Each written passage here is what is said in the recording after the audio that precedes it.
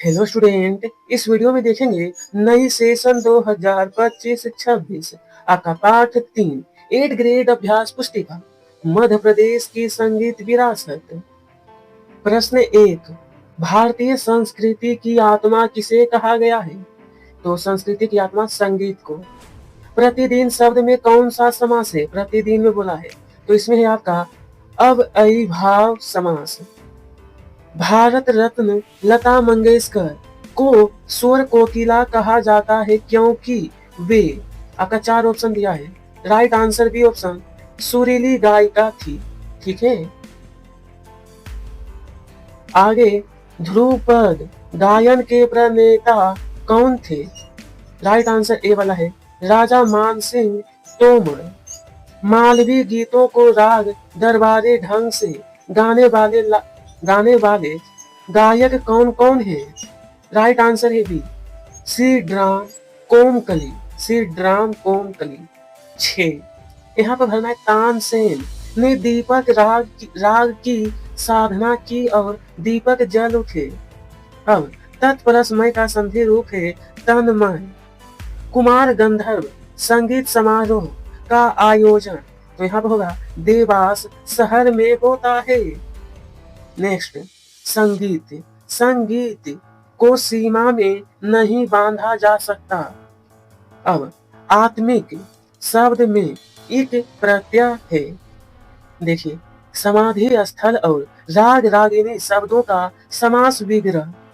समाधि स्थल का है समाधि का स्थल, राग रागिनी, राग और रागिनी। नेक्स्ट क्वेश्चन, लता मंगेशकर द्वारा गाए गए किसी एक राष्ट्रभक्ति गीत के बोल यानी कि मुखरा लिखिए। तो राष्ट्रभक्ति गीत के बोल, ए मेरे वतन के लोगों। देखिए, बादशाह अकबर ने तानसेन से क्या हट की थी? देखिए, बादशाह अकबर ने अपने दरबार में तानसेन से अपने संगीत का प्रभाव दिखाने की हट की थी। उस्ताद अलाउद्दीन खां क्यों प्रसिद्ध है? उस्ताद अलाउद्दीन खां सरोद वादक के लिए प्रसिद्ध है। किन्हीं 5 वाद्य यंत्रों के नाम लिखिए। उनमें से किसी एक वाद्य यंत्र को बजाने वाले संगीतकार का नाम वाद्य यंत्र के सामने लिखिए। तो देखिए यहाँ पे 5 वाद्य यंत्रों के नाम, तानपुरा, बीना, सितार, सरोद एवं सारंगी। और फिर लिखना कि सरोद उस्ताद अलाउद्दीन खां। देखिए, लता जी को समूचे राष्ट्र की गायिका क्यों कहा जाता है? मध्य प्रदेश के इंदौर नगर में जन्मी लता मंगेशकर ने गायन की यात्रा सन 1947 से प्रारंभ की थी। उन्होंने हर भाव, धर्म और भाषा के गीतों में अपने स्वरों को संजोया, इसलिए वे समूचे राष्ट्र की गायिका है।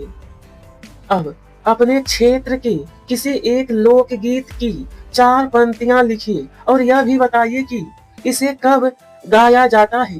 तो यहाँ पर, बड़े भाग पर सावन आयो राखी सावन आयो, सखियों ने गाए मल्हार रसिया, बलिहार रसिया, दिलदार रसिया। इसे सावन में गाया जाता है। नंबर 18, मध्यकालीन भारत में संगीत की परंपरा कहां से प्रारंभ हुई? इस स्थान पर संगीत से कौन कौन आयोजन? तो यहाँ है, मध्यकालीन भारत में संगीत की परंपरा ग्वालियर घराने से प्रारंभ हुई। इस स्थान पर संगीत से जुड़ा ग्वालियर में अखिल भारतीय तानसेन समारोह का 3 दिवसीय आयोजन किया जाता है। अब मानव जीवन से संगीत कैसे जुड़ा है? अपने शब्दों में लिखिए। मानव जीवन से संगीत ऋषि मुनियों और साधकों की हजारों वर्षों की तपस्या एवं परिश्रम का प्रतिफल है। कहा जाता है कि जिस समाज में कला का स्थान नहीं होता, वह समाज भी प्राणहीन हो जाता है।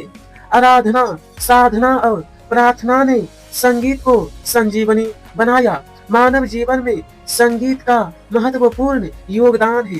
थोड़ा सा सुधार करना है यहाँ पे, आपको लिखना है समाज। क्या लिखना है? समाज। ठीक है, तो आगे का प्रश्न, आप अपनी पसंद के किसी एक संगीतकार के बारे में कम से कम 10 पंक्तियां लिखिए। तो मैं आपको बताऊंगा लता मंगेशकर। पहला, लता मंगेशकर का जन्म इंदौर एक जिला है, यानी एक शहर है जो कि मध्य प्रदेश में हुआ था। उन्होंने अपनी गायन यात्रा सन 1947 से प्रारंभ की थी। लता जी समूचे राष्ट्र की गायिका मानी जाती है। उन्हें स्वर कोकिला के नाम से जाना जाता है। उन्हें भारत रत्न से सम्मानित किया गया है। लता जी को पद्म विभूषण सम्मान भी प्राप्त है।